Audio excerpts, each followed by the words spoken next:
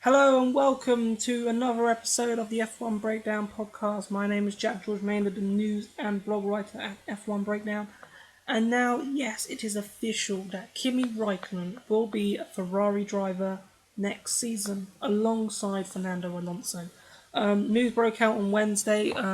Tuesday night it was pretty apparent when Massa said on his Twitter feed that he was leaving the Ferrari at the end of the season and wished them all the best. So it looks set that Raikkonen was going to be in the car for 2014, which for Formula One is amazing. We have two outstanding drivers in Fernando Alonso and Kimi Raikkonen in the same team, and now we'll see how good Fernando Alonso is and how good Kimi Raikkonen is with that sort of pairing. But I feel that at the moment now it's time for Ferrari to show us what really they have at the moment, because obviously Ferrari have not been, they haven't won a world championship since Kimi Raikkonen back in 2007. Nearly won one in 2008, Felipe Massa.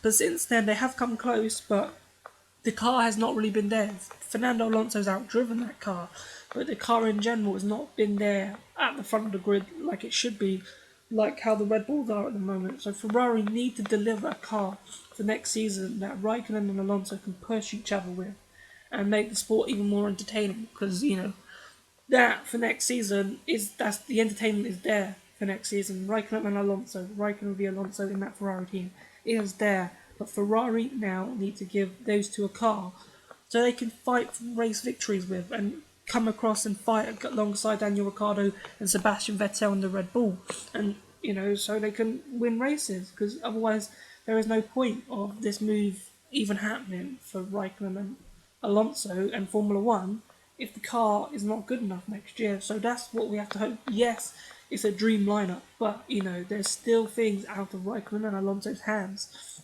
that could happen next year. So we need Ferrari to really make sure they step up their game and make sure they have a car that delivers to the requirements that now we expect with the Alonso and Raikkonen fight. So I hope Ferrari can do that. I really do. Now they're looking at Massa, and obviously Massa then announced his that he was leaving Ferrari Tuesday evening, making way for the Raikkonen to move into Ferrari. But now a lot of questions of wondering what Massa's going to do.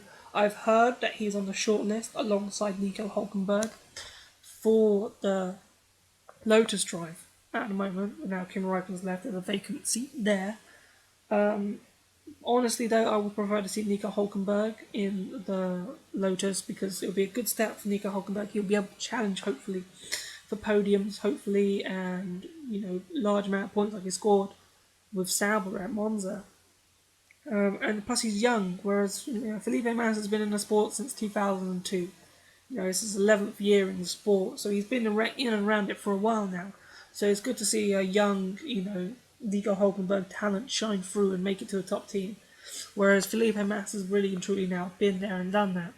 I think when it was announced that Kimi Raikkonen was going into Ferrari, I felt quite sad, because I like Felipe Massa as a person. He's a nice guy, and he comes across very nice in the media, and he's always chillaxed, and he's nice. And he's been a real, good person around the sport. And to be fair, you have to feel sorry for him in a little while. Yes, he hasn't performed as well as Fernando Alonso, but he was effectively the number 2 driver at Ferrari, and he did everything a number 2 driver was supposed to do at Ferrari. He completed his job description perfectly. He was there. He was a rear gunner at some races for Fernando Alonso. If he was in front of Fernando Alonso, he'll let him pass. He did well. What his role was at Ferrari, Felipe Massa, he did well.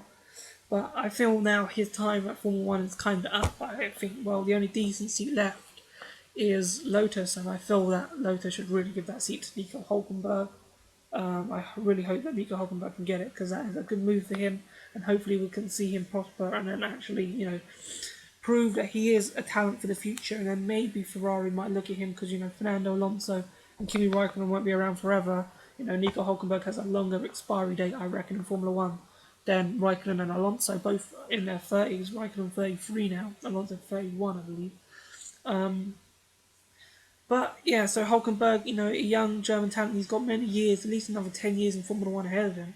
So, that will be passed. So hopefully he might be able to get a Ferrari team in the future, or maybe even impress McLaren and Red Bull to give him a seat, or maybe Mercedes, another German driver and a German team and Mercedes. And with the Mercedes car looking very good and set to be good next year, with all the talking points of the engine regulations, that they probably will have a good car next year. So, a lot ahead in Nico Hulkenberg, therefore I think Lotus is the right step for him at the moment. But where does that leave Massa? Well, I think Massa will probably go into Ferrari. They have Corsa team that does the endurance races. The Le Mans 24 Hours. I think he could partner Giancarlo Fisichella, Kamui Kobayashi in a team like that maybe for next year, and Bruni as well. So he could move into that. There are other forms of motorsport. But I've heard that he probably could feature in that if he doesn't find a drive in Formula One next season or drive at all next season in another different formula, that he could move into endurance racing, which for Felipe Massa is a different challenge. I think he's had his spell at Formula One. I'm not saying he doesn't deserve another one, but it's good to see the young talent, I think, now move forward in Formula One rather than being left behind by the more experienced drivers getting the drives. So we can actually see what talent we have developed over the last couple of years that have come through the GP2 ranks. But that is it really for this podcast. It was only going to be a short one because we're just glossing over the move that Raikkonen has, and hopefully now Ferrari will give them a car, as I said, to challenge for world championships and challenge for race victories, because that's what we need now. Because if they don't give the car, the drivers the car to fight, and as I said, this move is pointless. And I'm going to do a blog as well in the next couple of hours, so hopefully it'll be posted on my own F1 Breakdown quite soon, later this evening, is how risky a moving teams now is, because as I said, next year is kind of a lottery with the engine regulations, so we don't really know who is going to be on top. So it's not like a continuation of last year like last year was for this year. So we kind of knew that Red Bull would be quick, we kind of knew Ferrari would be quick. Well, we didn't know what would happen with McLaren. We thought they would be quick as well. They looked quick in testing, but it wasn't to be. And Mercedes surprised us a bit, but there was a slight continuation. There wasn't much changing in the regulations, so therefore, moving teams, you kind of knew what to expect. Apart from if you're Sergio Perez, from Sauber to McLaren, thinking you might fight for race victories and you're fighting for 9th or 8th in the grid. But so obviously there's a bit of changing, but on the it was probably proportional that whoever was quick last year was going to be quick next year as well. So on that note, but next year we don't know what's going to happen. We don't know who's going to have the fastest car.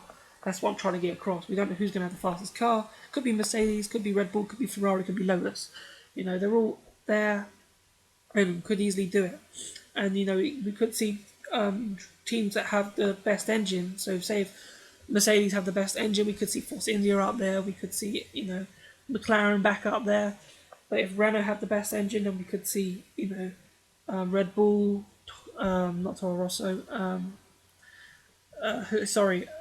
I forgot. It just come out of my mind. So we've got Red Bull and Lotus. Obviously, they're the two main contenders for Renault engines. And if Ferrari, and if Ferrari don't have a good car as Lotus and Red Bull next year, then Kimi Raikkonen will have a bit of a sore stomach, I reckon, and seeing that the car that he left is now actually quicker than the car he's actually at, because it's kind of a lottery at the moment. We don't really know what's going to happen. So it'd be interesting to see what happens next year. But we'll have to find out, and it's going to be. I'm really looking forward to starting next season. I have no idea what these cars are going to look like. No idea who's going to be on top. So the first couple of races are going to be immense, I reckon. And testing, I think testing is definitely next season the one to look out for on the feeds and stuff, and try and get some footage to see who is quick and what the cars are actually looking like. So that is it for this podcast. Nothing else left to say. Raikkonen has moved to Ferrari. Let's hope for the best for that with Alonso. Please remember to subscribe, like us on Facebook, follow us on Twitter, add us to favourite and all that stuff. Thank you ever so much for watching, and I will catch you in the next podcast. Bye bye.